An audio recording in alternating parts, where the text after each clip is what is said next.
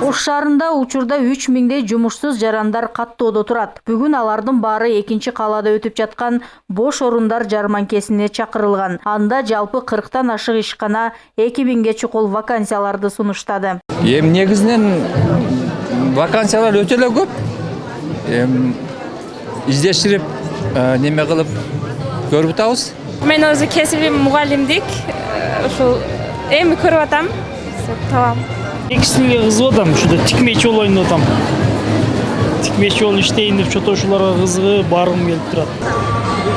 Жарманкеде мурдагыдай эле эң көп жана айлык акысы жогору жумуш орундар бул тигүүчүлөргө багытталат. Бизде эң негизгиси көйгөй бизде швея тигүүчүлөр табыш кыйын да.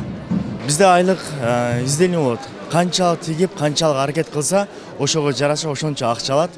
Бизде эң аз айлык дегенде 25-30 алат. Андан дагы көтөрүлүп кетсе болот.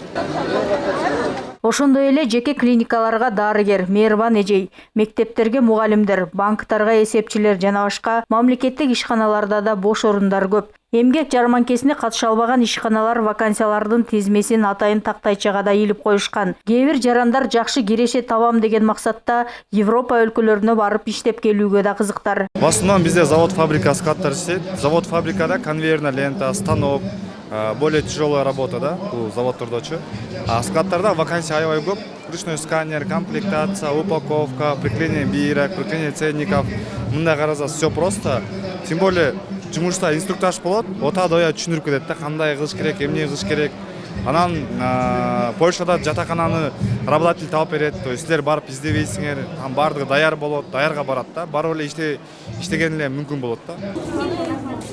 Жумуш берүүчүлөр тараптан электрик, сантехник, ширетүүчү сыяктуу орто кесип ээлерине да суроо талап көп. Ошол себептүү бүгүнкү иш-чарада кесиптик лицейлерде каалоочуларды кыска мөөнөттүү окуу курстарына чакырышты. Ош шаардык эмгек, социалдык камсыздоо жана миграция башкармалыгынын маалыматына караганда, жазда жана күздө өтүп жаткан эмгек жарманкелеринин натыйжасында көптөгөн жарандар жумуш менен камсыз болуп жатышат. Жумуш берген жумуш берген компанияларга байланышка чыгып, ошол бир айдын аралыгында алардан биз кайда мониторинг жүргүзүп келебиз.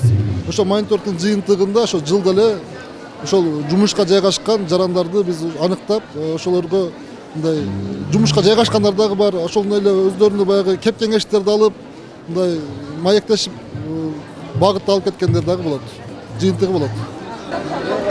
Андан сырткары бүгүнкү иш-чаранын алкагында жумуш издеп жүргөндөргө кеңеш берүүчү жолугушуулар да уюштурулган. Зыйнат Ибраимова, Уран Адешев, ЛТР, Ош шаары.